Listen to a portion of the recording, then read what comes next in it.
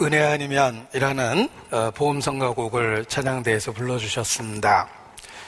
썬다싱은 인도의 크리스찬으로 널리 알려져 있는데 인도에 많은 종교가 있습니다. 서방의 한 기자가 당신 나라에 그렇게 많은 신이 있고 그렇게 많은 종교가 있는데 하필이면 그 서양의 기독교를 믿게 됐습니까? 라고 질문을 했을 때 썬다싱이 이렇게 대답을 했습니다. 기독교 안에만 있는 것이 있습니다. 그것은 은혜입니다. 이렇게 대답을 했는데 가장 핵심적인 진리를 한 단어로 표현할 때 은혜라고 이렇게 표현할 수 있습니다. 기독교는 하나님이 주시는 그 은혜만을 믿는 그러한 그 신앙입니다. 이 시간도 하나님의 은혜 가운데 함께 모였습니다. 드디어 12월에 우리가 마지막 그 달을 이렇게 보내고 있습니다. 올해 마지막 달 12월을 보내고 있습니다. 우물쭈물하다가 내 이렇게 될 줄 알았다라는 그 표현은 이렇게 한 그 묘비명에 써 있는 그런 내용이라고 알려져 있습니다. 자신의 삶을 그렇게 후회 어린 그 표현으로 자신의 삶을 표현했다라고 이야기하는데 성도의 삶은 그러한 그 후회 어린 그런 말로 끝이 나면 결코 안 된다고 생각합니다. 예수 그리스도는 다 이루었다는 승리의 선언 속에 지상에서의 삶을 마치셨습니다. 그것은 예수님을 믿는 모든 크리스찬들이 어느 날 이 땅에서 마지막 날을 보낼 때에 다 이루었다라고 이렇게 승리의 선언을 하고 마쳐야 될 것을 일깨워 줍니다. 바울도 나의 달려갈 길을 마치고 믿음을 지켰다 이렇게 승리에 찬 그 마지막 표현을 남겼습니다. 2021년 마지막 달 12월을 보내고 있는데 한 해의 마무리를 주님 안에서 잘 할 수 있기를 바랍니다. 제가 들어오면서 우리 유종호 집사님을 이렇게 마주치고 인사를 나눴는데 딱 얼굴을 뵙는 순간 유종지미라는 그 사자성어가 생각이 났습니다.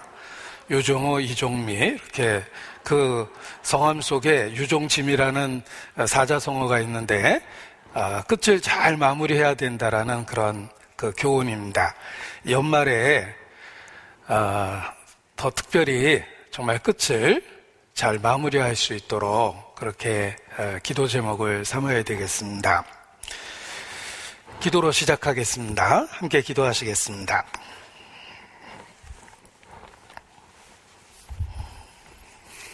우리 가운데 역사하시는 거룩하신 아버지 하나님, 소망 없었던 저희를 예수님 안에서 불러주시고 하나님의 자녀 삼아주신 것 진심으로 감사 찬양을 드립니다. 또 오늘까지 우리를 보존하시고 한 해를 주님 안에서 마무리할 수 있도록 우리의 신앙을 지켜주신 것 주님께 감사를 드립니다. 결코 후회하지 않는 한 해가 될 수 있도록 마땅히 할 일을 이 마지막 달에 할 수 있도록 일깨워 주시기를 주님께 간구합니다. 또 주님이 주시는 새로운 한 해를 잘 준비하고 새로운 마음으로 새롭게 시작할 수 있도록 우리 마음도 일깨워 주시옵소서. 우리의 연약함을 고백하고 오직 도우시는 주의 능력과 은혜를 항상 사모하고 의지합니다. 일상의 삶 가운데 하나님의 영광을 나타내 주시고 그리스도를 증거하는 증인의 삶을 살 수 있도록 붙잡아 주시기를 주님께 기도합니다. 무엇보다 아직 구원에 이르지 못한 가족과 친척과 지인들 그 영혼을 생각하고 주님께 기도합니다. 우리에게 주신 그 복을 우리의 소중한 가족들에게도 주께서 친히 주시고 우리 각 사람을 복의 근원으로 삼아 주시기를 주님께 기도합니다. 주 예수를 믿으면 너와 내 집에 구원 얻으리라는 약속의 말씀이 우리 각 가정에 온전히 이루어질 수 있도록 함께하여 주시옵소서. 코로나 사태로부터 우리 모두를 지켜주시고 교회를 지켜주시고 또 말씀을 지켜주시기를 주님께 기도합니다. 선교지 일선에서 수고하시는 선교사님들의 사역과 가정을 위해서도 이 시간 한마음으로 하나님 앞에 기도합니다. 그 수고가 헛되지 않도록 주님 함께해 주시고 함께 기뻐할 수 있도록 우리의 마음도 넓혀주시기를 주님께 간구합니다. 주께 의지합니다. 이 시간 주 앞에 나와 있는 우리 각 사람을 기억해 주시고 우리 가운데 두루 역사해 주시며 병들고 어그러지고 잘못된 것 또 주의 은혜와 능력으로 고쳐주시기를 주님께 기도합니다. 온전히 주께 모든 것을 의지합니다. 저희를 사랑하시는 예수님 이름으로 기도합니다. 아멘. 네, 성경 히브리서 2장 1절 말씀부터 보시겠습니다. 신약 성경 히브리서 2장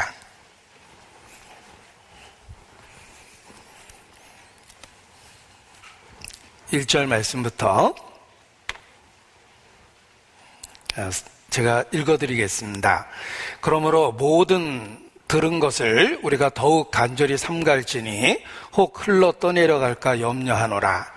천사들로 하신 말씀이 견고하게 되어 모든 범죄함과 순종치 아니함이 공변된 보응을 받았거든 우리가 이같이 큰 구원을 등한히 여기면 어찌 피하리요. 이 구원은 처음에 주로 말씀하신 바요 들은 자들이 우리에게 확증한 바니 4절은 함께 읽겠습니다. 하나님도 표적들과 기사들과 여러 가지 능력과 및 자기 뜻을 따라 성령에 나눠주신 거로서 저희와 함께 증거하셨느니라. 네. 전쟁터에서 큰 위기에 빠진 병사가 있었습니다. 꼼짝없이 죽게 됐는데 생면부지에 모르는 사람이 달려와서 자신의 그 위험을 무릅쓰고 도와주었습니다.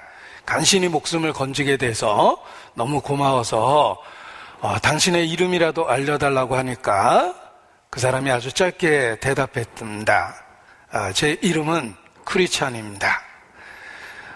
널리 알려진 그런 이야기입니다. 전쟁터 남을 돌봐주기 어려운 그 급박한 상황 속에서도 한 크리스찬은 목숨을 걸고 다른 사람을 도울 수 있는 그 마음을 표현했습니다. 그의 신앙이 전쟁터에서도 이렇게 표현된 것입니다. 당신의 이름이 무엇입니까? 제 이름은 크리스찬입니다. 나는 그리스도인입니다. 라는 그 짧은 대답을 통해서 자신의 정체성을 나타내고 또 선행의 동기가 그리스도께 있다는 것을 표현했다고 생각합니다. 나는 크리스찬입니다. 라는 말이 정말 우리가 고백할 수 있는 가장 멋있는 그런 표현이라고 생각합니다. TV 예능 프로그램에 나는 가수다 이런 짧은 제목도 있고 또 나는 자연인이다 이런 제목도 있습니다. 그 짧은 제목 속에 프로그램의 성격이 분명하게 나타납니다. 가수니까 프로로서 노래를 가수답게 잘 부를 거다라는 기대감도 갖게 되고 또 나는 자연인이다 라는 제목을 보니까 나하고는 다른 상황, 우리는 대부분 사람 속에서 도시 속에서 살아가는데 그 자연이라는 상황 속에서 유유자적하는 그런 모습으로 사나보다 라고 이렇게 생각을 하게 됩니다. 그 표현 속에 그 사람의 정체성이 들어있고 삶의 모습이 들어있습니다. 마찬가지로 나는 크리스찬이다 라는 신앙 고백 속에 우리의 삶의 정체성이 들어있고 또 이 땅에서 마땅히 그리스도의 증인으로 살아야 될 것이 잘 표현되어 있다고 생각합니다. 그래서 제 자신도 저에 대해서 혹 소개할 기회가 있다면 나는 예수 믿는 사람입니다. 나는 그리스도인입니다. 라는 표현을 즐겨 사용합니다. 자, 그런데 나는 가수다 라고 프로그램에 나왔는데 만일 연습도 안 됐고 노래도 잘 못한다면 제목을 네가 가수냐 이렇게 바꿔야 될 거라고 생각합니다. 청년들 사이에 오랫동안 이렇게 농담처럼 표현했던 말 중에 나는 그리스도인입니다 라고 고백하면 혹시 그리스도인이 아니고 그리스인 아니세요? 이렇게 농담하는 표현이 있었습니다. 그리스인은 이 신약시대 당시 헬라 사람 이방인을 나타내는 표현입니다. 그래서 무슨 그리스도인이 그런 식으로 사냐, 그냥 그리스인 아니냐 이렇게 농담 어린 그 교훈을 나눴던 기억이 있습니다. 우리 스스로 나는 그리스도인이다 라고 되새길 필요가 있습니다. 그것이 우리의 정체성을 일깨워주고 내가 이 땅에서 매일의 삶을 어떻게 살아야 될지를 다시 한번 가르쳐주기 때문에 그렇습니다. 그리스도인답게 우리가 이 땅에서 살아야 됩니다. 주의 이름을 부르는 성도 크리스찬은 하나님의 권속이며 또한 하늘의 시민권을 가진 사람이다. 이렇게 성경은 선언하고 있습니다. 우리는 하나님의 권속, 하나님께 속해 있는 가족과 같은 존재이며 이 땅에 있지만 하늘의 시민권을 갖고 있는 사람입니다. 한때 미국 시민권이 있다면 자랑처럼 표현하던 시절이 있었습니다. 그런데 그리스도인은 하늘의 시민권을 갖고 있습니다. 그래서 스스로 일깨우고 우리의 삶을 정체성에 맞게 사는 것이 마땅합니다. 우리는 하늘의 시민권이 있는 하나님의 권속이지만 아직 이 땅에 있습니다. 하늘에 있는 것이 아닙니다. 그래서 이 땅에서의 그리스도인을 나그네와 이방인 같다, 객과 같다 이렇게 표현하기도 합니다. 우리는 낯선 땅에 있는 마치 여행하는 외국인과 같다는 것입니다. 우리의 본향은 하나님이 예비하신 완전한 의의 나라에 있고 아직은 이 땅에서 우리가 연약한 육체를 갖고 살고 있습니다. 그래서 땅에서는 외국인과 나그네로라 이렇게 표현하는 것입니다. 그런데 우리가 살고 있는 이 세상에 원주민과 같은 존재가 있습니다. 바로 구원받지 못하고 이 땅에 매여 이 땅이 전부인 것처럼 사는 그런 그 원주민과 같은 세상 사람이 있습니다. 우리는 아직 이 세상에 있기 때문에 그 세상 사람으로부터 오해도 받고 또는 따돌림도 받고 때로는 핍박까지 받게 됩니다. 이것은 사실 교회 역사 속에서 모든 성도들이 겪었던 일입니다. 모든 성도들은 하늘의 시민권을 갖고 이 땅에 살고 있기 때문에 이 세상 사람으로부터 따돌림을 받고 핍박을 받고 고난까지 받은 것입니다. 이는 세상에 있는 모든 성도가 동일한 고난을 받는 줄 알미니라 라고 베드로 사도도 그렇게 표현했습니다. 세상의 모든 성도가 동일한 고난을 받습니다. 데살로니카에 전도됐을 때 바울은 사랑을 담아 그 성도들에게 데살로니카 전서, 후서 2개의 편지를 썼습니다. 그 편지에도 위로의 말이 가득한데 유대에 있는 하나님의 교회가 유대인에게 핍박을 받은 것과 같이 너희도 너희 나라 사람들에게 동일한 그 고난을 받고 있다. 이렇게 위로를 합니다. 너희가 받고 있는 그 핍박 따돌림 고난이 너희만 당하는 일이 아니다. 유대에 있는 하나님의 교회도 유대인들에 의해서 고난을 받고 있다. 너희도 그 동일한 그리스도의 고난에 참여하고 있는 것이다. 이렇게 위로를 합니다.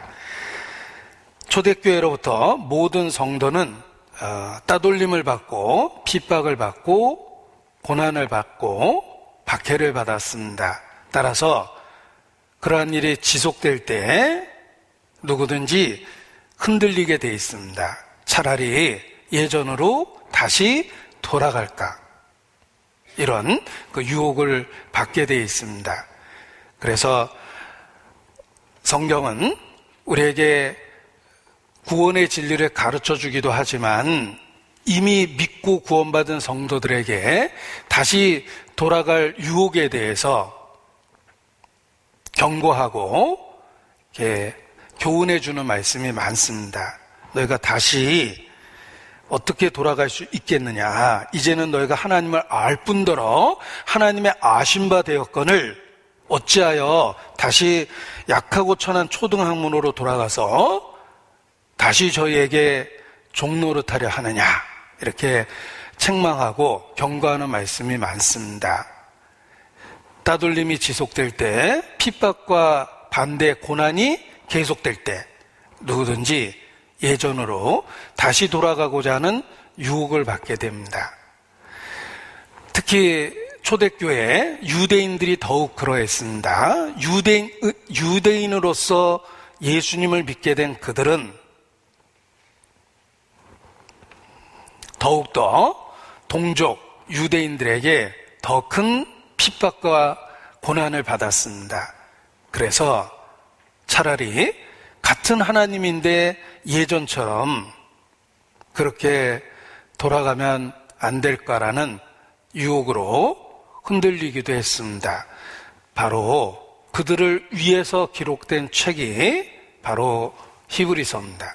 이 히브리서를 읽어보면 히브리적인 배경, 곧 유대적인 배경, 구약적인 지식을 갖고 있는 사람들을 대상으로 해서 그들이 믿고 있는 그리스도가 얼마나 놀라우신 분인지, 믿고 있는 그 진리 복음이 얼마나 놀라우신 것인지를 이렇게 자세하게 일깨워주고 확증시켜주고 있습니다. 유혹받고 흔들리는 그들에게 히브리서는 큰 격려와 힘이 됐을 겁니다.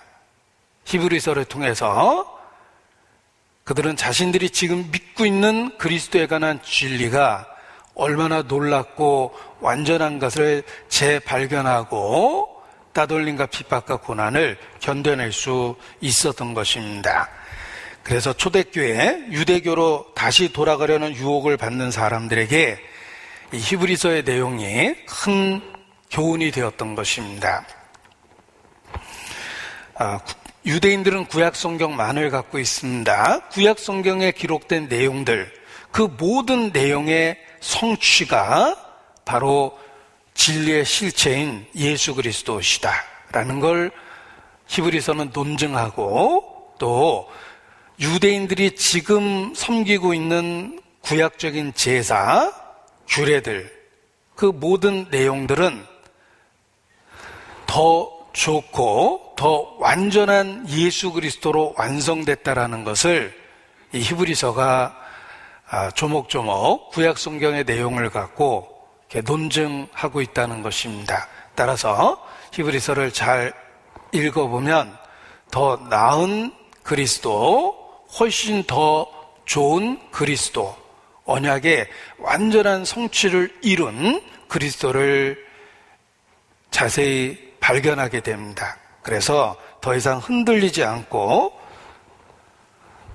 그 진리를 붙잡고 살게 되는 것입니다. 그래서 히브리서를 읽다 보면 이 비교적인 표현, 뭐뭐보다 훨씬 더 좋다, 뭐뭐보다 훨씬 더 낫다라는 그 비교적인 표현이 강조돼서 눈에 자주 뛰게 됩니다.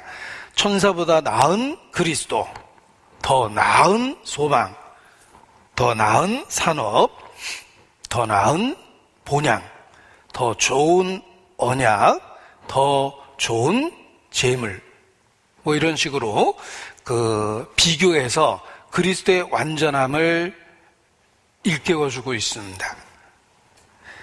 신약 성경을 통해 이미 주신, 그러니까 히브리서를 통해 이미 기록된 구약 성경의 내용을 그리스도와 연결시켜 이해할 수 있게 되고, 또 구약 성경이 왜 그리스도를 증거하는데 꼭 필요한 말씀인지도 히브리서를 통해서 이해하게 됩니다.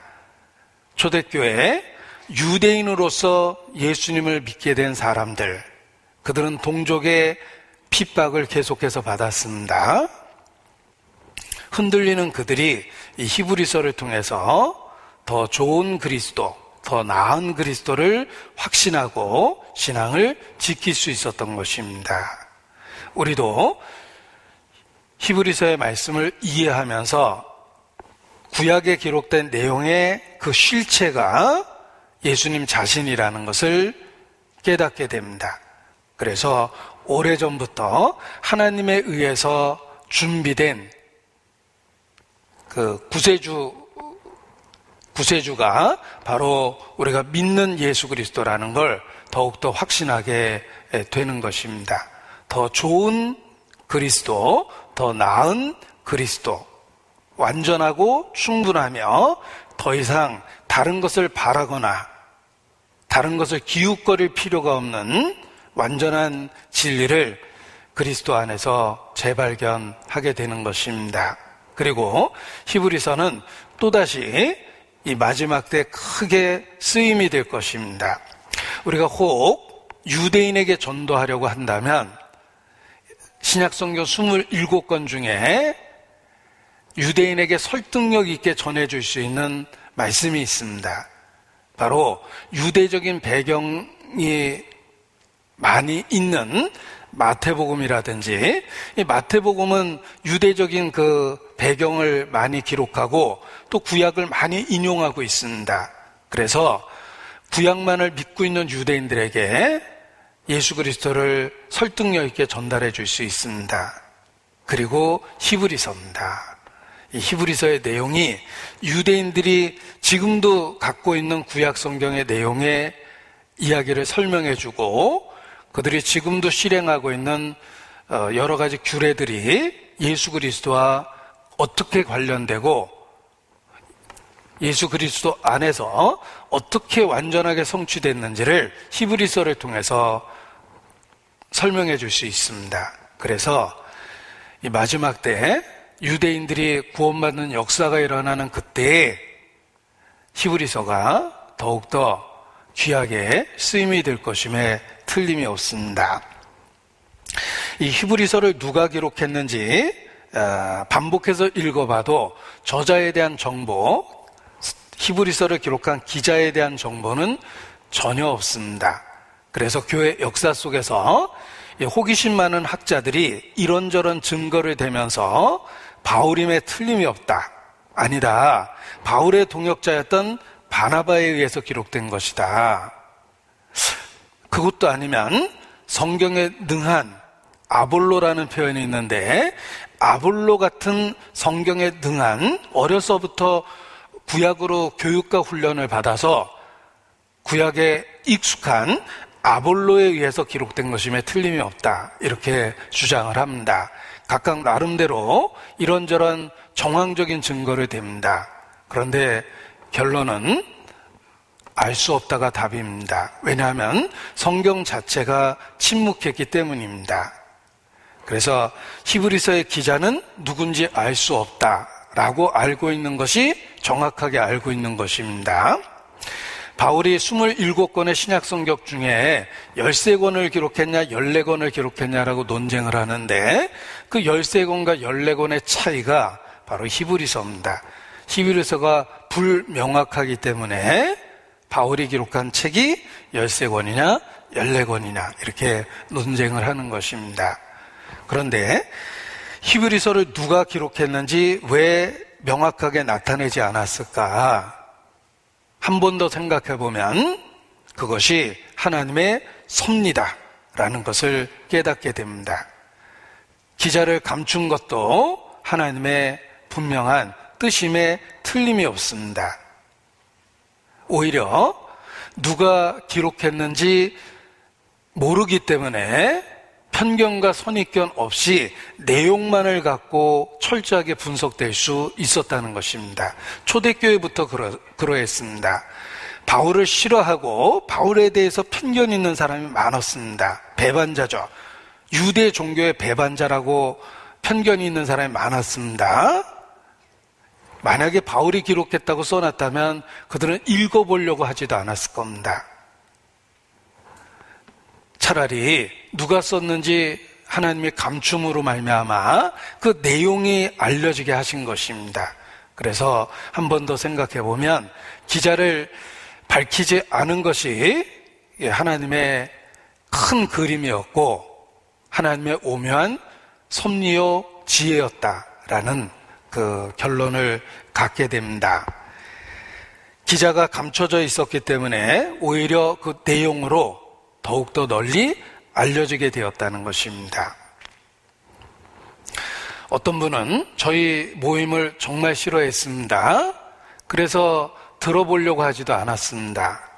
그런데 투병하는 중에 죽음은 점점 다가오고 있고 안타깝게 생각하는 가족들이 한 가지 지혜로운 행동을 했습니다. 그분이 책을 좋아하셨는데 저희 교회에서 나온 복음에 대한 명확한 설명을 담은 책을 겉표지와 속표지를 뜯어내고 표지를 다시 만들어서 선물을 한 겁니다. 그런데 이분이 돌아가시기까지 몇 번이나 반복해서 읽었던 가장 잘 읽은 책이 됐습니다. 그리고 이거 누가 썼는지 정말 이렇게 성경적인 글을 어떻게 이렇게 썼냐고 감탄을 하셨는데 돌아가시기 직전에 알려드렸습니다.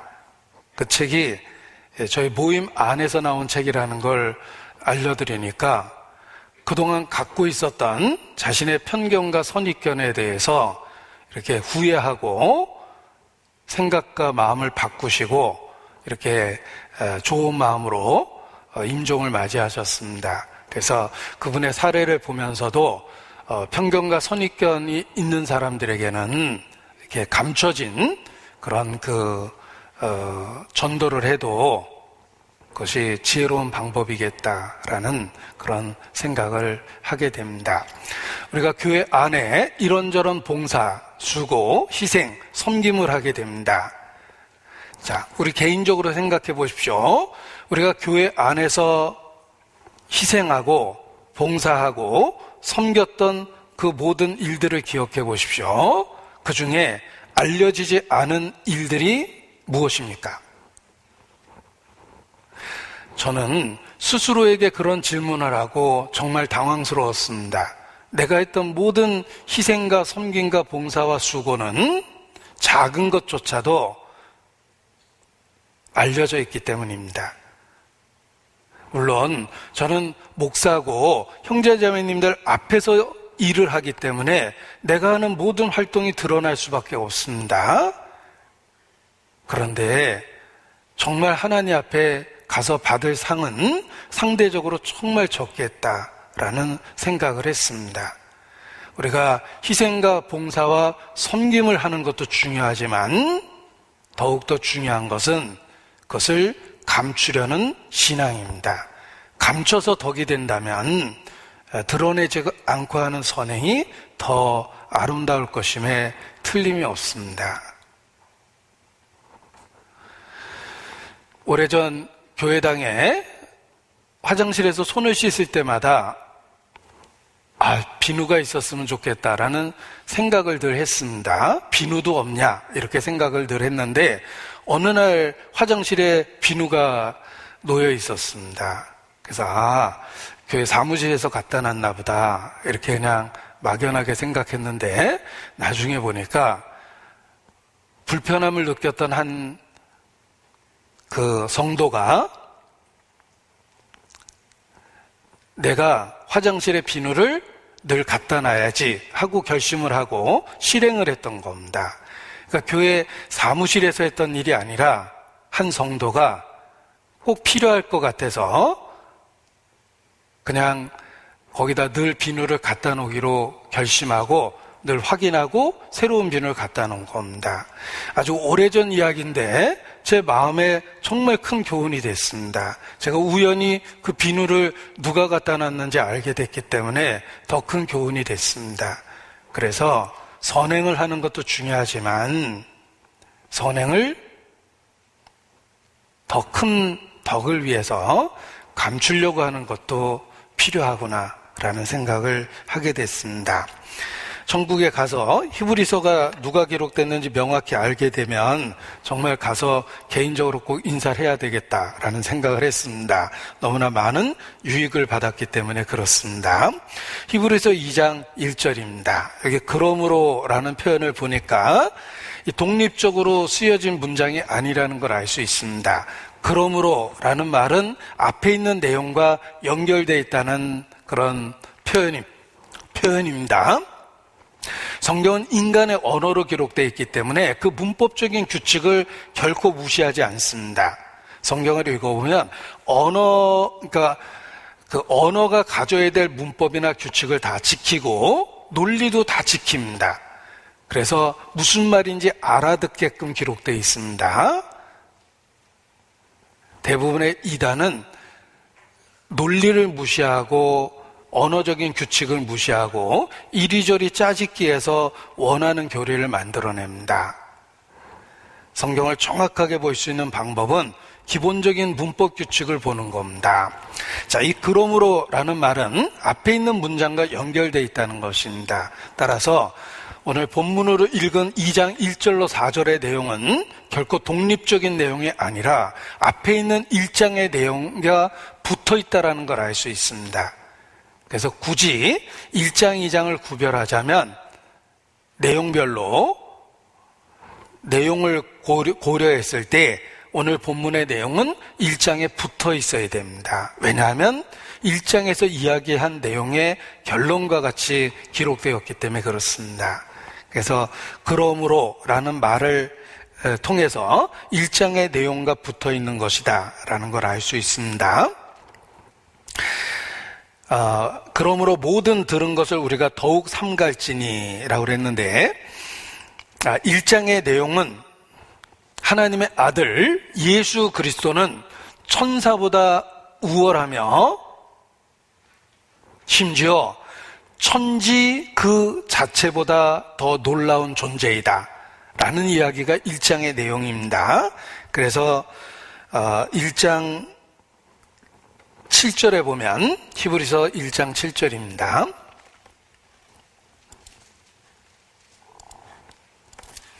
또 천사들에 관하여는 8절 앞부분에 보면 아들에 관하여는, 그러니까 하나님의 아들을 천사와 비교해서 천사보다 더욱 놀라운 분 그리스도, 예수 그리스도 하나님의 아들 이렇게 논증하고 있습니다. 그리고 뿐만 아니라 10절에 보면 10절입니다. 또 주여 태초에 주께서 땅에 기초를 두셨으며 하늘도 주의 손으로 지으신 바라. 그것이 무엇이냐면 땅과 하늘, 곧 천지입니다. 그것들은 멸망할 것이나 오직 주는 영존할 것이요. 하나님의 아들의 우월성은 천사보다 뛰어나며 심지어 천지 만물보다 더 뛰어난 분이다. 그분이 하나님의 아들 예수 그리스도시다. 그러므로 그분이 하신 말씀을 주의 깊게 살펴보고 붙잡고 있어야 된다. 이렇게 이야기하고 있는 것입니다. 천사보다 뛰어난 분, 천지 만물의 존재보다 더 놀라운 분, 바로 그분이 하신 말씀이다 라는 것입니다. 그래서 그러므로 모든 들은 것을 우리가 더욱 간절히 삼갈지니, 그분이 직접 하신 말씀이기 때문에 그분이 하신 말씀에 최선의 주의를 기울여 그 말씀을 경청해야 된다 간절히 삼갈지니 완전한 주의를 기울이고 그 말을 들으라, 이런 뜻입니다. 하나님의 아들은 천사보다 뛰어나며 천지 만물보다 더 우월한 존재이기 때문에 그분이 말씀하신 내용이니까 주의를 기울이고 마음을 다하고 성품을 다하고 힘을 다해서 집중하는 것이 마땅하다, 이런 뜻입니다. 그래서 히브리서 1장 1절을 보십시오. 우리 좋은 물건 보면 막 갖고 싶죠. 또 사고 싶고 집에 간직하고 싶고 막 이런 기본적인 물욕이 있잖아요. 그런데 그리스도인은 말씀에 대한 욕망이 있어야 된다고 생각합니다. 이 말씀을 읽고 감동이 되면 정말 이 말씀을 외워버리고 싶은 그런 욕망을 갖게 됩니다. 물건을 갖고 싶듯이 소유욕처럼 더 큰 욕망이 생기는데, 이걸 정말 마음에 썼으면 좋겠다, 외우기라도 해야 되겠다, 이런 생각을 갖게 되는데, 제가 히브리서를 읽을 때 그런 정말 강한 욕망을 갖게 됩니다. 외워버리고 싶은. 마음은 원이로되 욕심이 약해서 제가 다 외우진 못하지만 정말 외우고 싶은 그런 소유욕이 생기는 그런 말씀들입니다. 1장 1절을 보십시오. 옛적에 선지자들로 여러 부문과 여러 모양으로 우리 조상들에게 말씀하신 하나님이 이 모든 날 마지막에, 옛적에 이 모든 날 마지막에, 대조적이죠. 옛적에는 하나님이 선지자를 통해서 여러 부분과 여러 모양으로 말씀하셨습니다. 때로는 음성으로 말씀하시고 꿈에서 말씀하시고 여러 가지 징조로 말씀하시고 여러 방법으로 말씀하셨는데, 이 모든 날 마지막에 결정적으로 아들로 우리에게 말씀하셨다. 옛적에 간접적인 방법으로 말씀하셨던 그 하나님이 이 마지막 때에 마지막으로 아들로 말씀하셨다. 이 아들이 천사보다 뛰어나고 천지보다 우월하신 분이다. 그분이 말씀하셨으니 너희는 들은 그 내용을 더욱 주의를 기울여서 들어야 된다. 집중하고 붙잡고 관심을 기울여야 된다. 이렇게 강조해서 표현한 것입니다. 우리가 나누는 이 진리는 아들로 직접 하신 하나님의 말씀이십니다. 성육신을 통해서 우리에게 직접 말씀하신 것입니다. 우리가 믿고 있는 진리의 핵심 중에 핵심입니다. 우리는 예수께서 하나님의 아들이심을 믿습니다. 그 말의 성경적 의미는 육체를 갖고 이 땅에 오신 하나님이란 뜻입니다. 아들이란 말을 오해해서 인간적인 해석을 하면 안 됩니다. 성경이 말하고 있는 아들의 정의는 육체를 갖고 이 땅에 오신 하나님 자신이십니다. 그것을 신학적인 용어로 성육신, 인카네이션이라고 표현하는데, 가장 놀라운 그런 의미를 담고 있는 단어라고 이렇게 고백할 수밖에 없습니다. 하나님이 육체를 갖고 이 땅에 오신 것입니다. 바로 하나님의 아들 예수 그리스도입니다. 그분은 보십시오. 그분의 정체성이 선언되어 있습니다. 히브리서 1장 2절부터 제가 읽어드립니다. 이 아들을 만유의 후사로 지으시고 또 저로 말미암아 모든 세계를 지으셨느니라. 그 아들의 정체성입니다. 이 아들은 만유의 후사며 저로 말미암아 모든 세계를 지으셨다. 창조의 중심에 바로 하나님의 아들 예수 그리스도가 있다라는 것입니다. 이는 하나님의 영광의 광채시여 그 본체의 형상이시라. 하나님의 아들이라는 표현을 구체적으로 설명하고 있는 것입니다. 하나님의 아들은 만유의 후사입니다. 그로 말미암아 모든 것을 지으셨습니다. 창조의 중심에 있습니다. 그 하나님의 아들은 하나님의 영광의 광채시요 그 본체의 형상이십니다. 이것이 성경이 증가하는 하나님의 아들의 정체성입니다. 쉽게 표현하면 육체를 갖고 이 땅에 오신 하나님이십니다. 그는 만물을 그 능력의 말씀으로 붙드십니다. 천지를 창조하셨을 뿐만 아니라 천지가 존재할 수 있도록 그가 붙들고 계십니다. 이 우주 자체가 하나의 큰 에너지라고 이야기합니다. 그래서 생명이 있고 생명력이 있는 겁니다. 그것을 붙잡고 계시는 분이 바로 하나님의 아들이시라는 것입니다. 예수님은 하나님 자신이기 때문에 그렇습니다. 그분이 놀라운 일을 행하셨습니다. 여기 그분의 정체성을 앞부분에 표현했습니다. 하나님의 영광의 광채여 본체의 형상이시여 능력의 말씀으로 만물을 붙드시는 분, 그가 하나님의 아들이신데 보십시오. 그가 구속의 역사를 완성하셨습니다. 그 구속의 역사가 뒷부분이죠. 죄를 정결케 하는 일을 하시고 높은 곳에 계신 하나님의 위엄의 우편에 앉으셨습니다. 자, 우리가 믿고 있는 진리입니다. 우리는 한마디로 예수님을 믿습니다. 예수님을 믿는다라는 말은 예수님의 인격과 사역을 믿는 겁니다. 예수님은 하나님의 아들이시며 그의 사역은 그가 그리스도라는 겁니다. 구세주입니다. 어떻게 구세주가 되셨냐면 구속의 사역을 완성하셔서 구세주가 된 겁니다. 주는 그리스도입니다. 우리가 예수님 믿는다고 할 때 예수님의 인격과 사역을 믿는다 이렇게 표현합니다. 예수님은 하나님의 아들이시며 그는 구속의 사역을 통해서 우리의 그리스도가 되신 겁니다. 창조주가 구세주가 되신 거예요. 나는 여호와라 나 외에 구원자가 없느니라. 성경은 분명하게 구원자는 여호와 자신입니다. 예수님은 육체를 갖고 오신 하나님 자신이십니다. 그 구약의 선언을 예수께서 성취하신 겁니다. 그래서 이 히브리서 1장 앞부분의 내용이 하나님의 아들이 누구신지 그가 무슨 일을 하셨는지를 명확하게 증거하고 있습니다.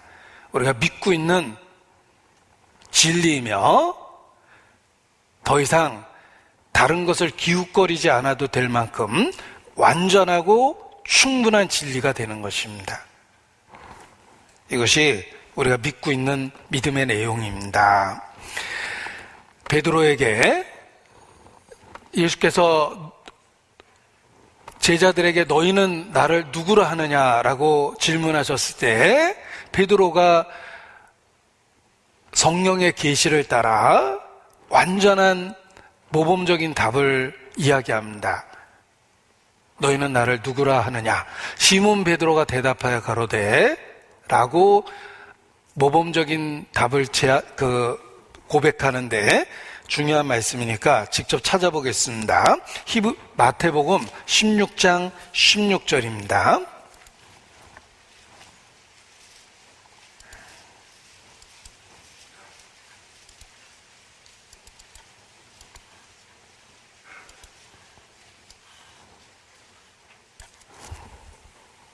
마태복음 16장 16절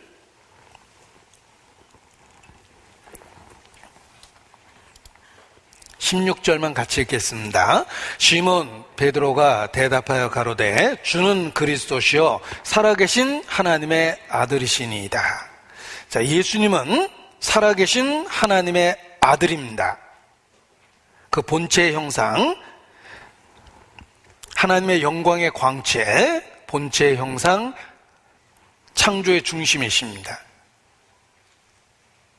그런데 그분은 구속의 사역을 완성하셔서 우리에게 구세주, 곧 그리스도가 되신 겁니다. 그래서 베드로가 성령의 계시를 따라 예수님에 대한 가장 정확한 신앙 고백을 하고 있는 것입니다. 이것은 베드로 사도뿐만 아니라 모든 그리스도인이 동일하게 고백해야 될 핵심적인 내용입니다. 우리에게 있어서 예수님은 그리스도시요 살아계신 하나님의 아들이십니다. 어떻게 그리스도가 되셨냐면 죄를 정결케 하는 일을 하시고 하늘에 오르사 위엄의 보좌 우편에 앉으심으로 우리를 위한 그리스도, 중보자, 구세주가 되신 것입니다. 그 예수님이 누구시고 무슨 일을 하셨는지가 이와 같이 분명하게 선포되어 있습니다. 그 예수님은 그 우월성에 있어서 감히 비교할 수도 없지만 우리가 그렇게 두려워하는 천사보다도 훨씬 더 놀라운 존재라는 것을 히브리서 1장을 통해서 우리에게 이야기하고 있는 것입니다. 그래서 천사보다 우월한 존재, 하나님의 종, 모세보다 우월한 존재, 그가 바로 하나님의 아들이시다. 그분이 하신 말씀이니까 우리는 온 마음으로 화답하고 집중해야 된다라고 이야기하고 있는 것입니다. 히브리서 또 보겠습니다. 히브리서 3장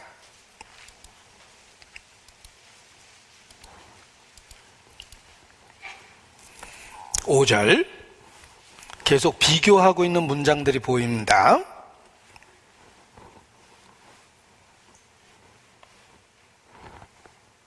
히브리서 3장 5절 또한 모세는 장래에 말할 것을 증거하기 위하여 하나님의 온 집에서 사환으로 충성하였고 그리스도는 그의 집 맡은 아들로 충성하였으니 우리가 소망의 담대함과 자랑을 끝까지 견고히 잡으면 그의 집이라.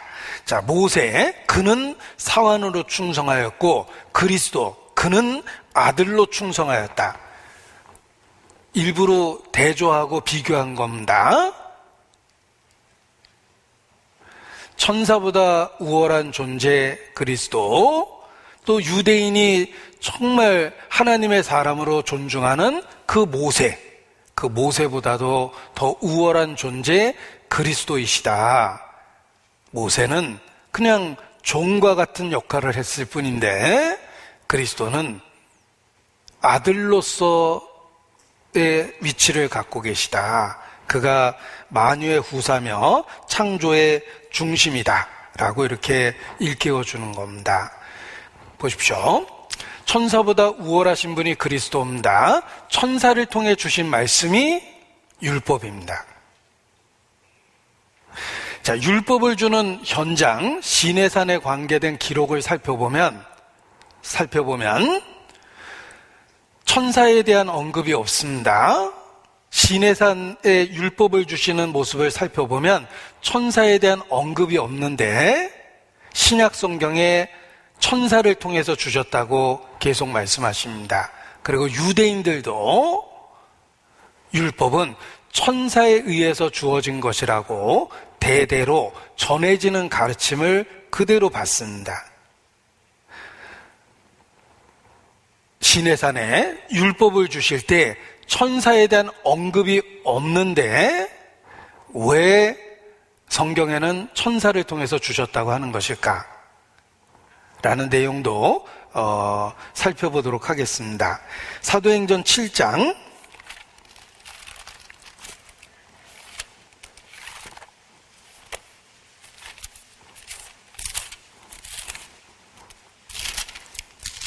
53절입니다. 사도행전 7장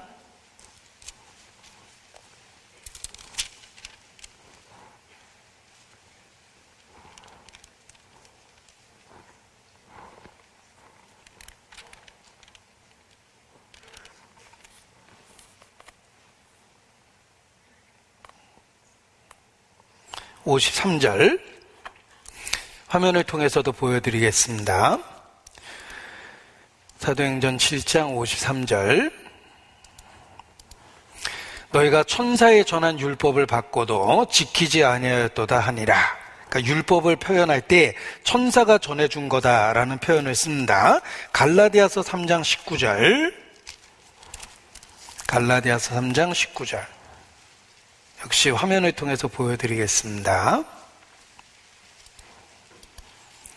그런즉 율법이 무엇이냐? 범법함을 인하여 더한 것이라. 천사들로 말미암아 중보의 손을 빌어 베푸신 것인데 약속하신 자손이 오시기까지 있을 것이라. 자, 이와 같이 율법을 천사를 통해서 주셨다라고 계속 언급하고 있습니다. 그런데 막상 율법을 주시는 시내산에서의 기록을 살펴보면 천사에 대한 언급이 없습니다. 자, 이것을 이해할 수 있는 방법이 있습니다. 천사는 하나님의 명령을 수행하는 수단과 도구입니다. 따라서 천사가 하는 그 일에 하나님의 직접적인 명령이 있었다는 것입니다. 우리는 동양권에 있기 때문에 쉽게 이해할 수 있습니다. 왕의 명령을 들고 신하의 집까지 온 그 내시가 있다고 가정해 보십시오.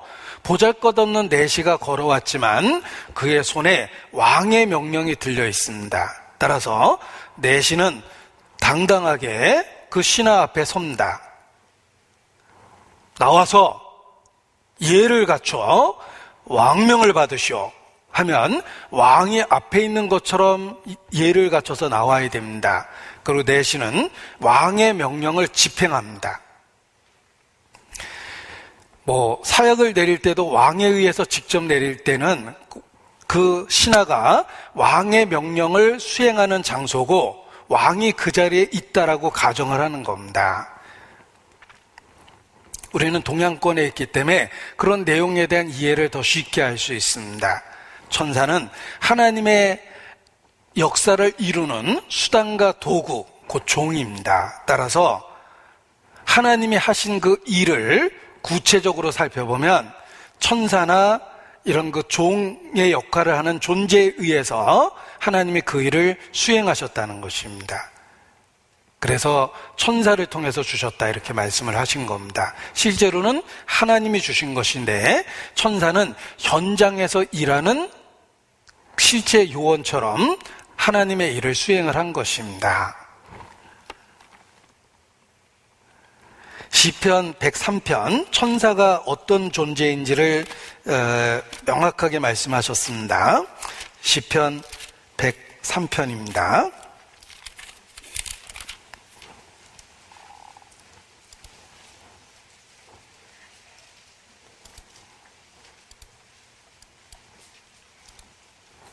시편 103편 19절입니다.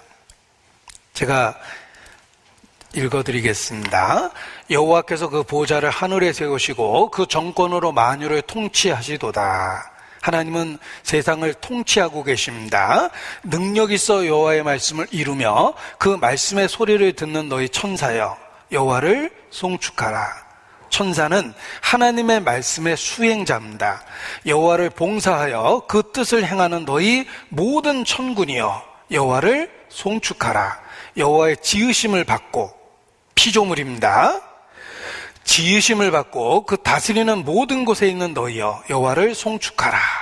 자, 천사는 하나님의 말씀의 수행자입니다. 그래서 하나님이 하시는 일을 구체적으로 살펴보면 천사를 도구로 삼아서 일을 하셨기 때문에 율법을 주실 때 천사를 통해 주셨다 이렇게 표현한 것입니다. 자, 그런데 이렇게 장황하게 설명드린 이유가 있습니다. 천사를 통해 주신 율법, 그런데 복음은 하나님의 아들이 직접 말씀하시고 직접 이루신 것입니다. 엄청난 차이가 있다는 거예요. 내시가 전달한 왕의 명령도 왕의 명령으로서의 위엄이 있고 구속력이 있습니다. 반드시 실행해야 됩니다. 하물며 왕이 보다 못해서 직접 나타났습니다. 그리고 직접 어떤 이야기를 하고 현장에서 명령을 한다면 더욱더 엄하게 그 일을 수행해야 됨이 틀림이 없습니다.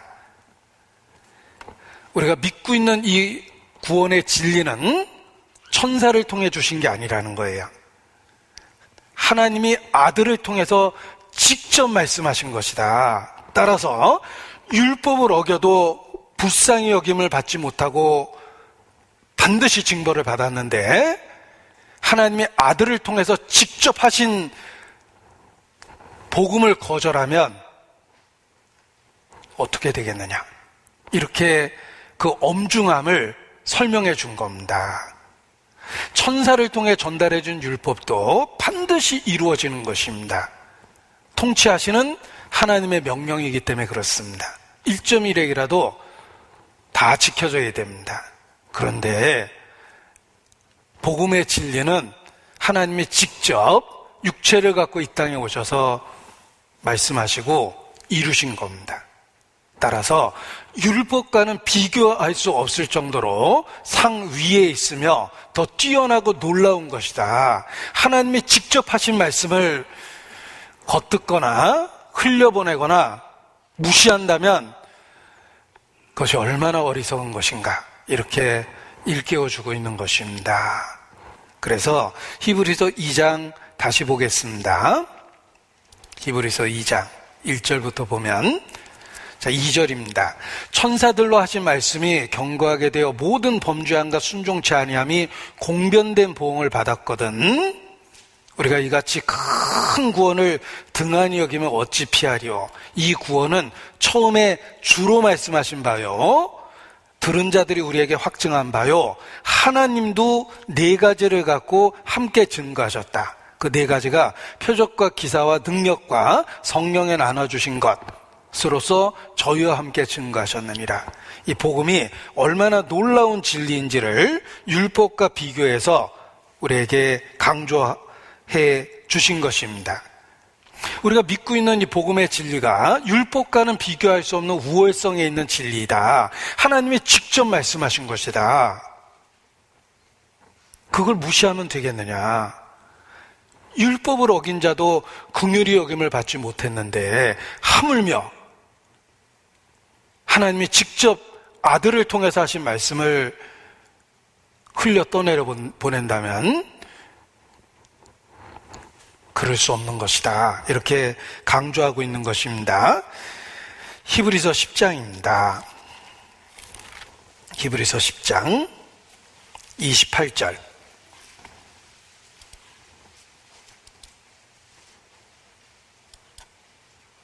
히브리서 10장 28절.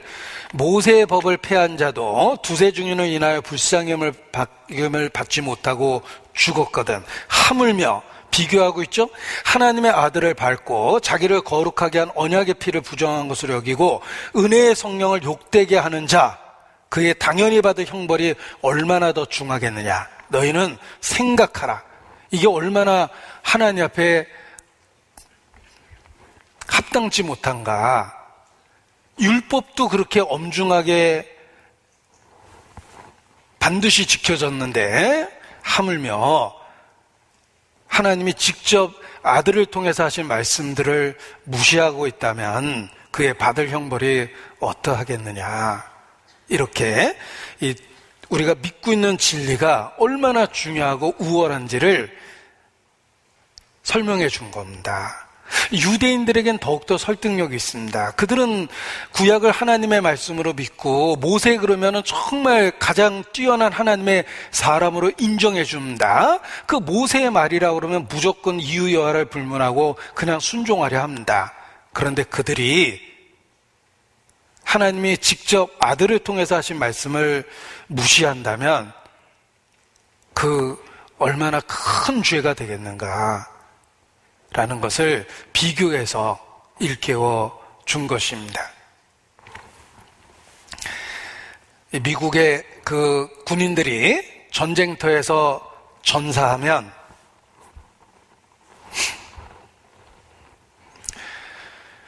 우리나라도 6.25 때 많은 분들이 죽었습니다. 또 군대 남자들이 하는 말로 끌려갔는데 사고로 죽는 경우가 있습니다. 언제 제대할까 기다리고 있는 가족들에게 죽었다는 소식을 전해줘야 됩니다. 자, 그런데 미국은 기독교적인 배경이 있기 때문에 전사자에 대한 예우를 최고로 해줍니다. 아시죠? 그래서 절대로 우편으로 전사 통지하지 않습니다. 당신 아들이 군대에서 죽었다 이렇게 전사 통지하지 않습니다. 격식을 갖춘 옷을 입고 사람이 찾아와서 신분을 확인하고 그 아들이 어떻게 죽었는지를 정확하게 알려줍니다.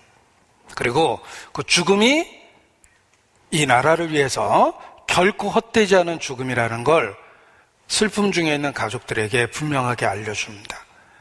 미국은 전사자 통지를 우편으로 하지 않습니다. 격식을 갖춰 사람이 직접 합니다.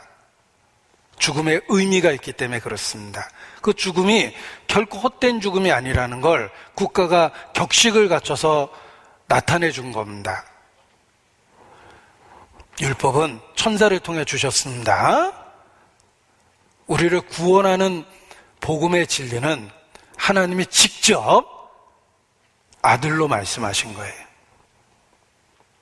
우리가 믿고 있는 진리에 우월성이 있다는 것입니다. 구약과 신약을 비교해 보면 비교할 수 없을 정도의 우월성이 있습니다. 하나님이 하신 큰 역사는 두 가지입니다. 천지창조 그리고 구속의 역사입니다. 둘을 비교해 보십시오. 비교할 수 없을 정도로 우리를 구원하신 그 역사는 훨씬 더 우월성이 있는 겁니다. 우리에게 얼마나 확실한 구원을 주셨는지를 이같이 논증해주고 있습니다. 그래서 구원이라고 표현하지 않고 이같이 큰 구원이라고 그렇게 표현한 겁니다. 너희가 이같이 큰 구원을 등한히 여기면 어찌 피하리요? 인간은 어리석습니다. 죄 가운데 죽어 있기 때문에 진리에 대해서 반응조차 하지 못합니다. 그 영적 죽음, 인간의 어리석음이 잘 나타나는 것이 복음을 겉듣는 겁니다. 그렇게 놀랍고 우월한 복음의 내용을 감히 겉들을 수 있는 것이 인간의 어리석음이에요. 우리의 죄성의 그 타락이 얼마나 타락했는지를 보여주는 겁니다. 그래서 하나님이 크다라고 하신 그 구원조차도 인간의 어리석음이 그걸 작게 여기는 겁니다.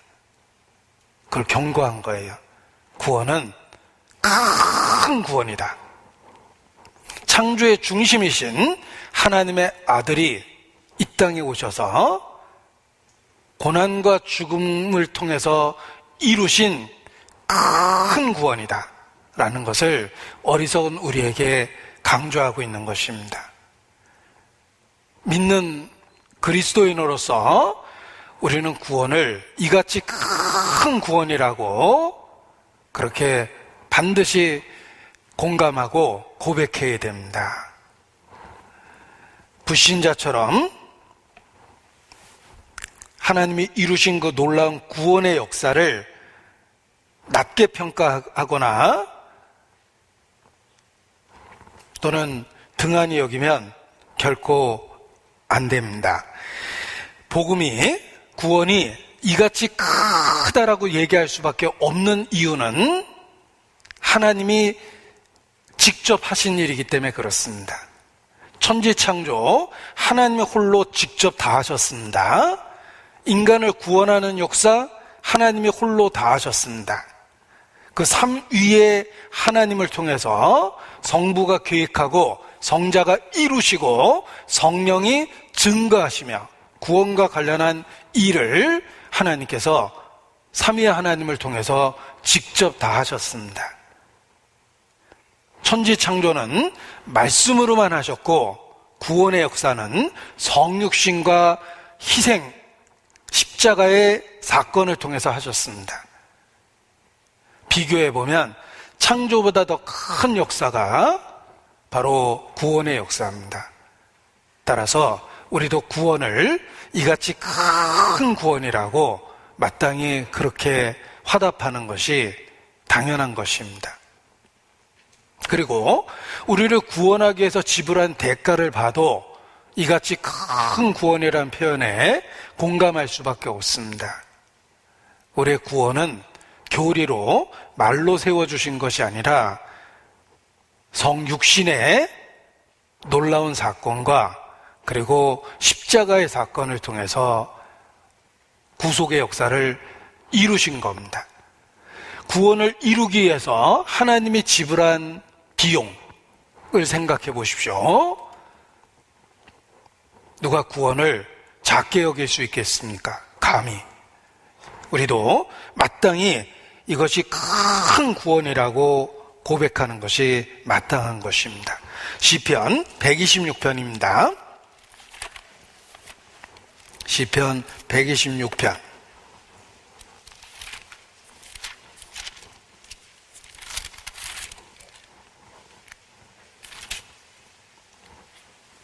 (2절) (3절입니다) 시편 126편 2절 3절. 그때 우리의 입에는 웃음이 가득하고 우리의 에는 찬양이 찼었도다. 열방 중에서 말하기를 여호와께서 저희를 위하여 대사를 행하셨다 하였도다. 여호와께서 우리를 위하여 대사를 행하셨으니 우리는 기쁘도다. 자, 복음의 내용을 생각해 보십시오. 지금 읽은 시편 126편은 역사적인 사건으로는 바벨론에서 돌아오는 귀환에 대한 이야기입니다. 70년 포로 생활을 마치는 것도 여호와께서 큰 일을 행하신 결과입니다. 역사적 기적이죠. 그런데 그 실체, 기적의 실체는 예수 그리스도의 구속의 역사입니다. 단지 70년 만에 바벨론에서 유대인을 돌아오게 하신 것이 아니라 아담 안에서 6천여 년 방황하던 우리를 하나님께로 돌아오게 하셨습니다. 여호와께서 우리를 위하여 대사를 행하셨도다. 큰 일을 행하셨습니다. 그것이 바로 구속의 역사입니다. 그래서 하나님이 하신 크신 일을 우리도 마땅히 크다라고 고백하는 것이 당연한 겁니다. 그 아들의 피로 이루신 구원이기 때문에 그렇습니다. 그리고 이 구원은 우리에게 있어서 영원한 운명을 결정하기 때문에 우리 인생의 큰 구원이라고 고백할 수밖에 없습니다. 우리가 오랫동안 입시를 준비해서 대학에 시험을 봤습니다.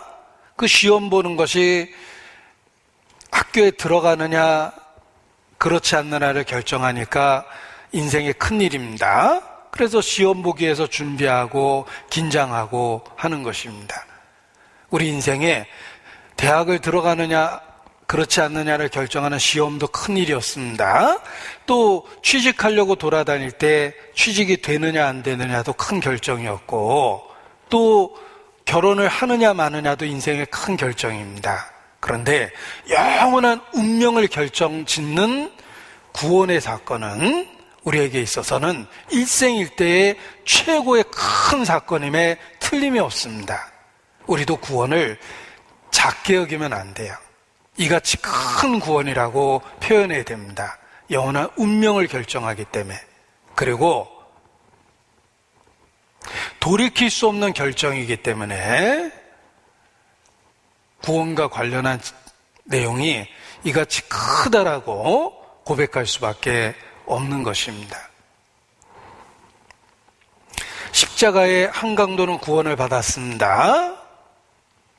오전 9시에 못 박혔는데 그때는 같이 욕했다고 되어 있습니다. 그런데 심중의 변화를 경험했습니다. 한강도는 회개하고 그날 천국에 갔고 천국에 2000년 동안 있었고 앞으로도 있을 겁니다. 그런데 반대편 강도를 생각해 보십시오. 그는 예수님을 보자마자 비난하고 욕했고 조롱했습니다. 죽어가면서 조롱했습니다. 끝까지 조롱했습니다. 그리고 지옥으로 떨어졌습니다. 2000년 동안 거기 있었어요. 앞으로도 거기 영원히 있을 겁니다. 운명이 결정된 겁니다. 다시는 기회가 없어요. 잃어버릴 수 있는 기회입니다. 반복될 수 없는 기회입니다. 그래서 구원은 이같이 큰 구원일 수밖에 없는 겁니다. 장자의 명분을 잃어버린 에서 다시는 기회를 얻지 못했습니다. 우리 모두에게 구원의 기회가 얼마나 중요한지를 에서를 통해서 경고한 겁니다. 에서의 눈물을 기억해 보십시오. 히브리서 12장입니다. 히브리서 12장.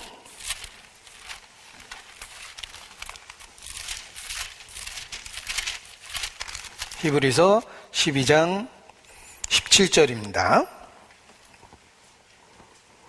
16절부터 보겠습니다. 히브리서 12장 16절부터 보겠습니다. 음행하는 자와 혹 한 그릇 식물을 위하여 장자의 명분을 판 에서와 같이 망령된 자가 있을까 두려워하라. 이런 사람이 큰 구원을 등한히 여기고 듣는 것을 흘려 떠내보는 사람입니다. 너희 아는 바와 같이 저가 그 후에 축복을 기업으로 받으려고 눈물을 흘리며 구하되 버림바가 되어 회개할 기회를 얻지 못하였느니라. 에서는 지금도 에서입니다. 끝까지 에서입니다. 축복의 기회를 잃어버린 사람입니다. 회개할 기회를 얻지 못했습니다. 구원이 우리에게 큰 구원일 수밖에 없는 이유는 영원한 운명을 결정하고 다시는 반복될 수 없는 기회이기 때문에 우리에게 이같이 큰 구원이라고 여겨질 수밖에 없는 것입니다. 그런데 많은 사람들이 그 구원을 등한히 여깁니다. 자신의 죄의 심각성을 잘 알지 못합니다. 심판의 필연성을 잘 알지 못합니다.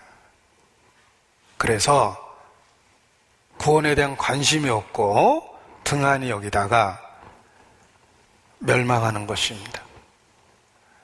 너희가 영생을 얻기 위하여 내게 오기를 원하지 아니하는도다. 예수님은 간절히 원해서 이 땅에 달려오셨습니다. 기꺼이 십자가를 주셨는데 많은 사람들이 외면합니다. 너희가 원하지 아니하였도다. 자기 영혼에 대한 무관심, 보이지 않는 영적인 것에 대한 무관심, 그 무관심 때문에 많은 사람들이 이같이 큰 구원을 등한히 여기고 멸망하는 것입니다. 그래서 우리에게 경고하고 있는 것입니다.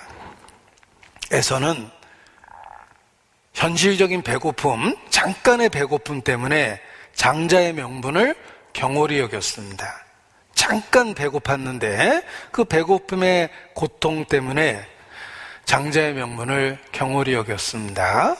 유대인은 광야 40년 동안 광야의 불편함 때문에 그들이 지금 약속의 땅으로 가고 있다는 사실을 망각하고 그 노정, 과정 속에서 불평하고 원망했습니다.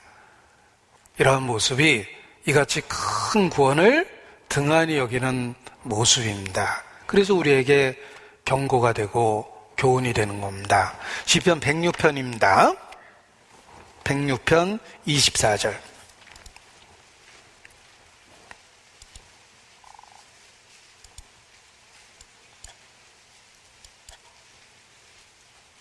시편 106편 광야 생활 중에 이야기를 언급하십니다. 24절, 25절 같이 읽습니다. 저희가 낙토를 멸시하며 그 말씀을 믿지 아니하고 저희 장막에서 원망하며 여호와의 말씀을 청종치 아니하였도다. 이것이 광야의 유대인의 모습입니다. 그리고 혹 현재 노중에 있는 우리, 선로역정의 노중에 있죠. 아직 우리가 천상에 이르는 건 아닙니다. 신앙생활의 과정 속에서 혹 우리의 모습이 될 수도 있다는 겁니다. 낙토를 멸시합니다. 말씀을 믿지 않습니다. 장막에서 원망합니다. 여호와의 말씀을 청종치 않습니다. 이같이 큰 구원을 등한히 여기는 모습입니다.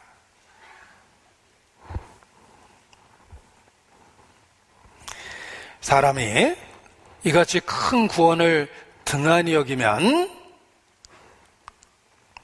복음, 가장 중요한 진리를 들을 때에도 겉듣기 시작합니다. 집중이 안 돼요.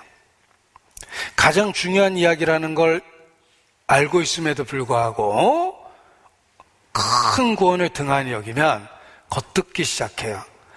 우리가 음악을 틀어놓으면 하루 종일 틀어놓은 음악도 저녁에 그게 뭐지? 그러면 뭘 들었는지 기억이 안 나는 경우가 있습니다.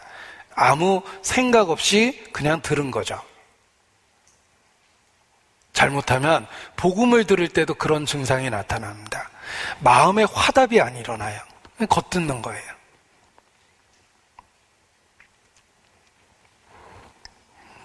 그게 구원을 등한히 여기고 있는 모습입니다. 그들이 너를 음악을 잘하며 고운 음성으로 사랑을 노래하는 자 같이 여겼나니. 그 말씀을 그런 식으로 듣는 거예요. 좋은 음악을 하루 종일 들었는데 뭐 들었는지 기억 안 나는 것처럼 그런 식으로 듣습니다. 그러니까 아는 것 같았는데 실제 잘 모릅니다. 큰 구원을 등한히 여기는 모습입니다. 그리고 그 구원을 등한히 여기면 나타나는 분명한 증거 중에 하나는 다른 영혼에 대해서 무관심해 줍니다. 내가 복음에 대한 것을 복음으로 인식하고 큰 구원이라는 감동 속에서 살면 다른 영혼에 대한 열정이 생깁니다. 그런데 큰 구원을 등한히 여기기 시작하면 다른 영혼에 대한 관심이 없어요. 심지어 가까이 있는 사람들의 영혼에 대해서도 관심이 없고 어느 날 그 문득 깨닫고 양심의 가책이 느껴질 때 운명론 이런 거 같은 걸로 자기 양심을 잠재워 버립니다. 믿을 사람은 다 믿게 돼 있어. 이런 게 운명론입니다. 좀 더 고상하게 얘기하면 예정론. 하나님이 부르셔야 되지 그게 내가 노력한다고 되나? 다 결국은 하나님이 하시는 일이잖아. 이건 하나님의 주권이야. 교리로 교만해지는 사람입니다. 말을 바르게 하는 것처럼 보이면서도 그 마음속에는 불신의 마음이 그냥 있는 거예요. 정통 교리로 교만해지고 정통 교리로 지옥에 밀려가는 사람 참 많을 겁니다. 다른 영혼에 대한 관심이 없어져요. 기껏해야 자기 중심으로 자기 주변에 있는 것 외에는 관심이 없어요. 그게 자식일 수도 있고 물질일 수도 있죠. 내 돈, 응? 내 자식, 그리고 그냥 끝입니다. 다른 영혼에 대한 관심이 없어져요. 우리 신앙에 병이 들고 큰 구원을 등한히 여기기 시작하면 그런 분명한 증상들이 나타납니다. 말씀을 겉듣게 되고 이뤄진 영혼에 대한 열정이 없어집니다. 그걸 경고하고 있는 거예요. 히브리서 2장 1절 다시 봅니다. 히브리서 2장 1절. 그러므로 모든 들은 것을 우리가 더욱 간절히 삼갈지니 혹 흘러 떠내려갈까 염려하노라. 더욱 간절히 삼가하지 않고 있다면 이미 많은 부분이 흘러 떠내려 가버린 겁니다. 주의를 기울이셔야 돼요. 집중을 하셔야 돼요. 마음을 다하고 성품을 다하고 뜻을 다하고 믿음으로 화합해야 돼요. 우리가 이같이 큰 구원을 등한히 여기면 어찌 피하리요? 경고하고 있습니다. 요즘에 그 코로나로 어떤 감염이 일어났을 때 폐 기능이 상실되고 호흡이 어려워지면서 사망에 이르게 됩니다. 그 사람에게 꼭 필요한 것은 정상적인 호흡을 할 수 있는 보조기구일 겁니다. 예를 들면 폐가 제 기능을 바이러스에 의해서 하지 못할 때 보조기구를 달아서 충분한 산소가 공급될 수 있도록 만들어줍니다. 이 사람에게 이 산소 공급기는 어떤 의미에서 생명줄이에요.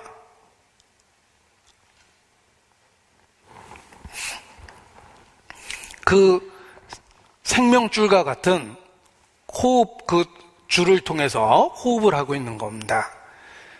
우리에게 이 땅에서의 삶은 마치 그리스도가 우리에게는 영적 호흡기와 같습니다. 이게 분리되기 시작하면 죽어가는 거예요. 호흡기를 의지해서 호흡을 해서 생명을 유지하듯이 이 땅에 살아있는 한 그리스도는 우리에게 호흡과 같습니다. 영적인 호흡이에요. 그래서 성령을 히브리어로 루하흐라 그랬는데 그게 호흡이라는 뜻을 갖고 있습니다. 숨을 통해서 생명을 유지하듯이 주님과의 교통이 영적인 호흡선입니다. 우리가 이같이 큰 구원을 등한히 여기면 안 됩니다. 그걸 붙잡고 살아야 돼요. 예수님은 자신을 길이라고 선언했습니다. 내가 길이요 진리요 생명이다. 보십시오. 길은 목적지를 향해서 붙어 있습니다. 길은 도착할 때까지 가는 거예요. 예수님을 믿는 건 단 한 번의 사건이 아닙니다. 길로 들어섰으면 계속해서 목적지에 도착할 때까지 길을 가야 되는 거예요. 그것이 예수님 믿는 겁니다. 예수님은 길이니까. 따라서 신앙은 항상 현재의 호흡처럼 지금 누리고 있어야 돼요. 한때 열심히 믿었던 게 아닙니다. 길이라고 그랬습니다. 계속 가야 하는 길이기 때문에 내가 그 길로 들어섰고 그 길을 계속 가고 있습니다. 이 길을 계속 가면 끝에 주님이 계시는 거예요. 내가 길이요. 어린 시절 교회학교 찬송가입니다. 구원받는다는 것은 천국 가는 열차의 티켓을 얻는 것이 아닙니다. 구원받는다는 것은 천국 가는 열차의 티켓을 얻는 게 아니고 티켓을 얻어서 열차 오면 타야지 죽을 때 천국 가겠지? 이게 아닙니다. 크게 오해하셨습니다. 구원받는다는 것은 천국 가는 열차의 티켓을 얻는 게 아니라 천국 가는 열차를 타는 거예요. 그래서 찬송이 그렇게 되어 있습니다. 나는 구원 열차 올라타고서 하늘 날아가지요. 죄악역 벗어나 달려가다가 다시 내리진 않죠. 천국 구원받았다는 것은 천국행 열차를 타고 있는 거예요. 예수님을 한때 믿는 게 아니라 호흡선과 같다고 그랬습니다. 지금도 호흡하고 있고 열차를 타고 있는 거예요. 그래서 창문을 보면 풍광이 지나가요. 세상께 지나가는 겁니다. 요한일서 2장입니다. 요한일서 2장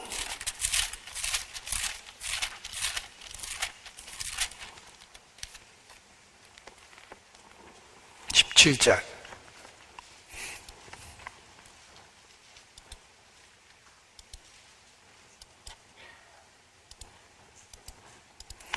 같이 읽겠습니다. 이 세상도 그 정욕도 지나가되 오직 하나님의 뜻을 행하는 이는 영원히 거하느니라. 육신의 정욕, 안목의 정욕, 이생의 자랑, 한때 내게 있었던 모든 것들이 지나가는 거예요. 우리는 열차를 타고 천국에 가고 있고 우리는 그 길을 지금도 걷고 있기 때문에 세상이 지나가게 느껴지는 거예요.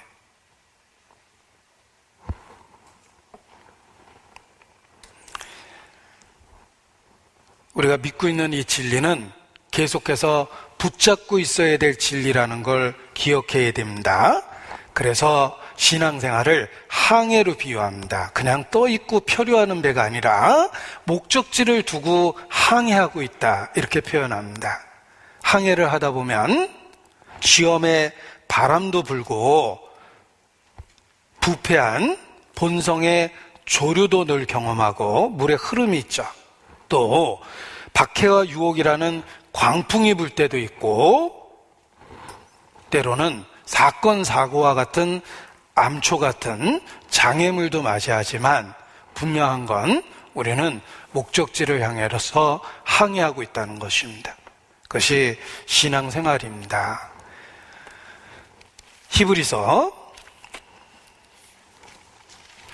3장 보십시오.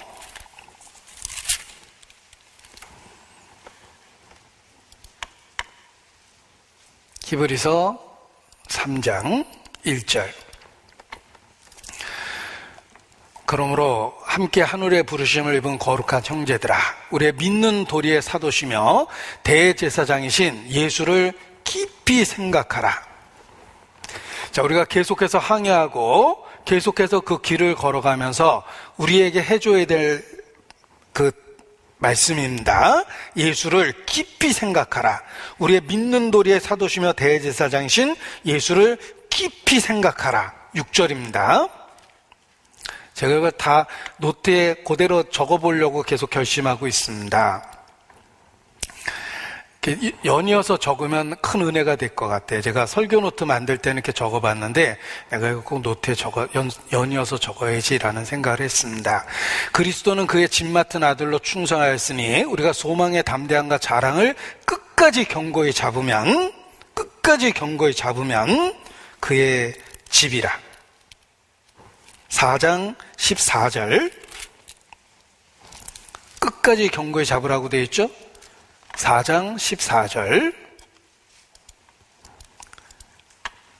그러므로 우리에게 큰 대제사장이 있으니 승천하신 자 곧 하나님의 아들 예수시라. 우리가 믿는 도리를 굳게 잡을지어다. 예수를 깊이 생각하라. 끝까지 견고히 잡으라. 믿는 도리를 굳게 잡을지어다. 히브리서 12장 2절.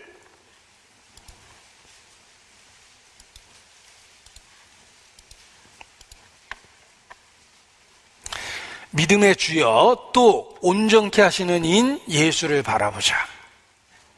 자, 이 말씀을 이렇게 모아서 한 번에 생각을 해봤습니다. 예수를 깊이 생각하라.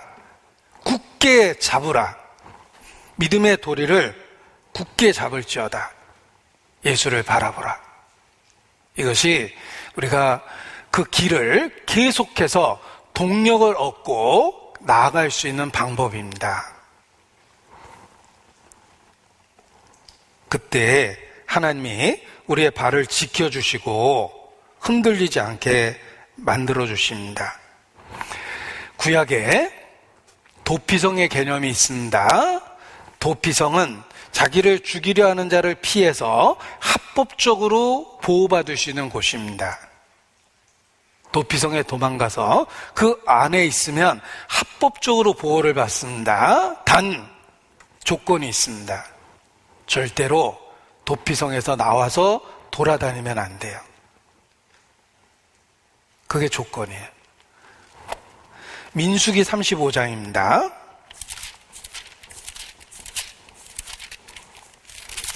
민수기 35장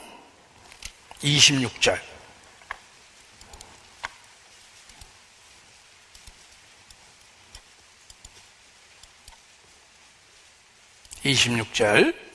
그러나 살인자가 어느 때든지 그 피하였던 도피성 지경 밖에 나갔다 하자. 그럼 죽는 겁니다. 나가면 죽는 겁니다. 그래서 피를 보수하는 자가 도피성 지경 밖에서 그 살인자를 만나 죽일지라도 위하여 피 흘린 죄가 없나니. 도피성은 절대적인 조건이 있습니다. 자, 도피성은 합법적으로 보호를 받는 곳입니다. 단 절대 나가면 안 돼요. 예수님 믿는다라는 게 그런 뜻입니다. 길을 가고 있는 것입니다. 이탈되면 안 돼요. 반드시 길은 가야 되는 거예요. 도피성에 있는 자는 도피성 밖으로 나가면 안 되는 거예요. 노아 방주는 구원의 보형입니다. 온 세상이 심판을 받는 그때 방주 안에서 홍수로부터 피하여 있습니다. 살아날 수 있는 방법은 계속해서 방주에 있는 거예요. 그런데 하루 이틀 한 달 두 달 흐르다 보니까 야, 이 방주 답답하다. 그리고 방주 바깥으로 탈출하면 그냥 심판하는 물속에 휘말리는 거예요. 반드시 방주 안에 있어야 됩니다. 도피성 안에 있어야 됩니다. 예수님은 길입니다. 그 길은 계속해서 가야 될 길이에요. 이탈하면 안 된다는 거예요.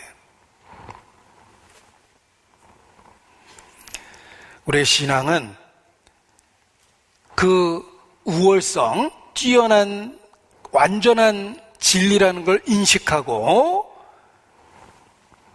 그 진리 안에 머물러 있는 것, 그것이 참된 신앙입니다. 지경 밖을 기웃거리다가 뛰쳐나간다든지 방주에서 나가면 안 되는 거예요. 정말 안타까운 것은 이런저런 이유로 이렇게 교회를 떠나는 사람들이 있습니다. 특히 옛날 사진을 제가 이렇게 보다 보면 이분 돌아가셨구나, 돌아가셨네, 그런 분도 계시고 이분은 그때 무슨 일 때문에 교회를 떠났는데, 그런 그 사진들이 참 많습니다. 아무튼 이런저런 이유로 많은 분들이 처음에는 말씀을 저버리고 교회를 저버리고 결국은 주님으로부터 멀어집니다. 제가 어린 시절이 아니네요. 대학교 때 친구들과 함께 나눴던 블랙 유머가 있습니다. 그때 한참 유행했던 유머인데 말씀을 해드리겠습니다. 바보 시리즈입니다. 어떤 바보가 발을 잘못 디뎌가지고 낭떠러지에서 떨어졌습니다. 다행히 나뭇가지를 잡고 대롱대롱 매달렸는데 주변에 있는 분들이 막 모여들어서 바보를 건져주려고 밧줄을 만들어서 던져줬습니다. 이 바보가 밧줄을 붙잡고 막 올라옵니다. 위에 있는 분은 열심히 모여서 여러 사람이 밧줄을 당기고 있는데 바보가 올라오다 보니까 자기가 미워하는 사람이 그 밧줄 당기는 사람 속에 들어있어요. 그래서 보면서 이런 생각을 했습니다. 내가 이 손을 놔버리면 저놈의 발라당 넘어질 거야. 그리고서 손을 탁 놔버렸습니다.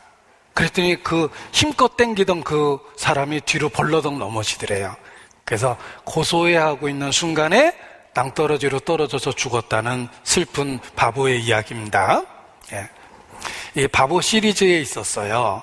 그런데 교회 생활 하다 보면 그 바보가 자꾸 생각이 나요. 이런저런 사소한 이유 때문에 그냥 손을 놔버리는 거예요. 정말 그것이 생명줄을 놓을 만한 이유가 됐을까? 그러므로 너희가 모든 들은 것을 흘러 떠내려 보낼까 주의하라. 이같이 큰 구원을 등한히 여기면 어찌 피하려. 그 들은 바 그 말씀이 얼마나 중요한지 집중하지 못했기 때문에 우리를 구원한 그 진리가 얼마나 큰 구원인지를 등한히 여겼기 때문에 이런저런 이유로 교제의 밧줄을 놔버리는 경우가 있습니다. 정말 가장 어리석은 바보가 될 겁니다. 우리가 지금까지 신앙을 지켰고 또 앞으로 남아있는 몇 날 안 되는 이 날들도 신앙을 지키고 살아야 됩니다. 계속 가야 되는 길입니다. 이 진리가 얼마나 놀라운 진리인지를 일깨울 때 이 진리를 붙잡는 우리의 손이 더 힘이 들어갑니다. 절대 놔서는 안 될 진리예요. 그리고 또 생각해보면 결국은 주님이 함께 하셨기 때문에 내가 아직도 이 길을 가고 있구나라는 주님의 보호와 인도하심의 손길을 느낍니다. 그래서 이 길을 홀로 걷는 것이 아니라 주님이 우리를 지키시고 인도하시고 함께 하시는 그 결과로 내가 이 길을 계속해서 걷고 있구나 라는 생각을 하게 됩니다. 그래서 함께하는 주님을 보고 또 마음의 불안감을 떨쳐버릴 수 있는 것입니다. 유다서를 보겠습니다. 유다서 24절 25절입니다.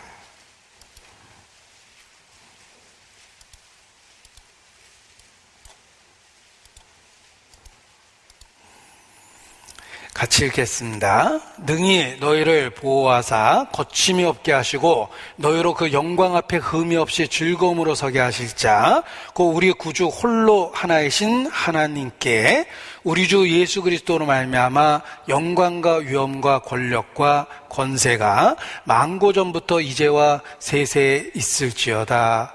아멘. 자, 우리가 주님을 찬양하는 이유 중에 하나입니다.